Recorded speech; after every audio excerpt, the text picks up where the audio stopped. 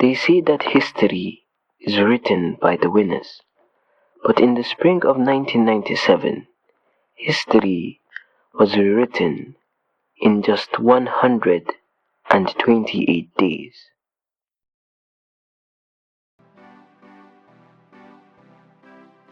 There is a specific kind of arrogance that comes with being the best. In the mid-1990s, that arrogance belonged to the Mclaren F1. It was the untouchable king, a car that didn't just win races, it made the rest of the world look slow.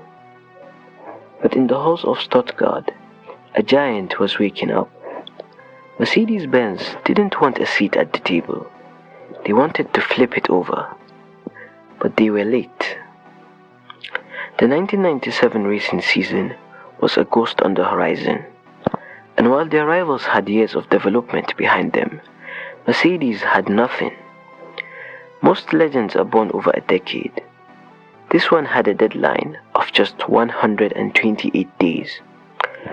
128 days to build a kingfella. This is the story of the Silver Assassin.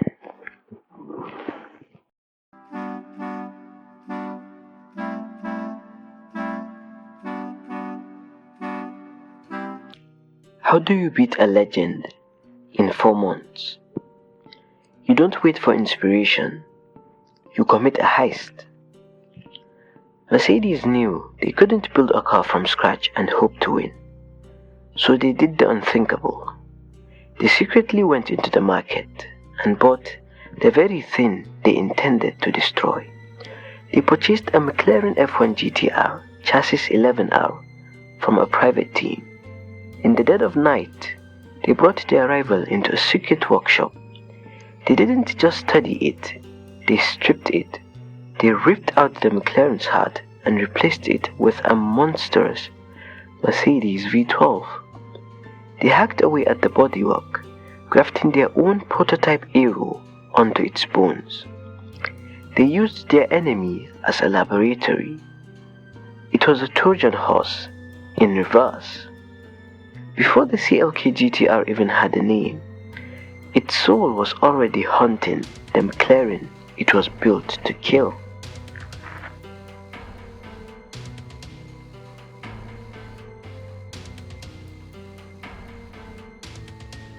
The factory in Affelterbach didn't sleep for 4 months.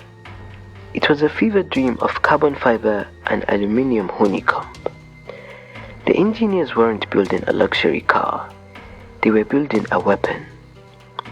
The CLK badge was a mask, a thin piece of marketing to suggest this monster had something in common with the car you'd see in a driveway.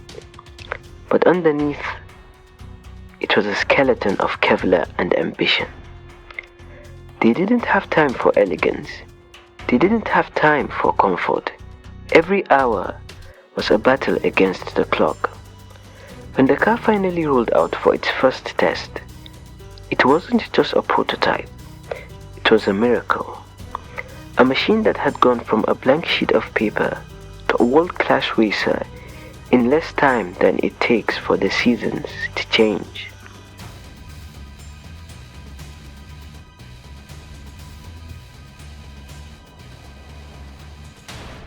If the Ferrari is a scream, the CLK GTR is a roar from the depths of the earth. The M120 V12 wasn't an engine, it was a physical force. In the race car, it was a 6-liter hammer. In the version built for the road, it was bored out even further, a 6.9-liter heart that felt like it was trying to escape the chassis. When it hit the track in 1997, it was an intruder. It was unrefined, it was loud, and it was terrifyingly fast. At first, the establishment laughed. They called it rushed. They called it dirty. Then it started winning. At the Nürburgring, it didn't just win, it humiliated. It finished ahead of every Mclaren on the grid. The student had become the master, and the master was out for blood.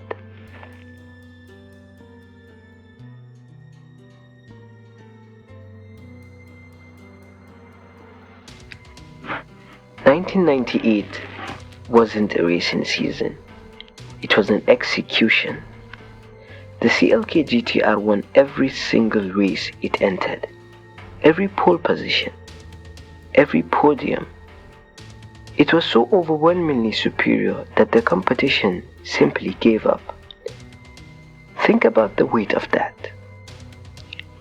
Mercedes-Benz had built a car so perfect, so dominant, that the FIA had to cancel the entire GT1 class.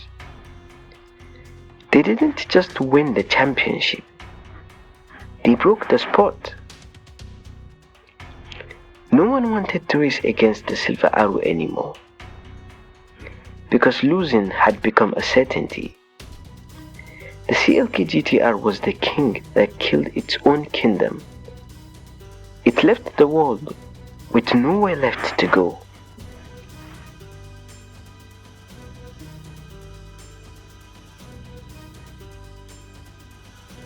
So what do we call a car that was born in 128 days and destroy everything in its path? We call it a ghost.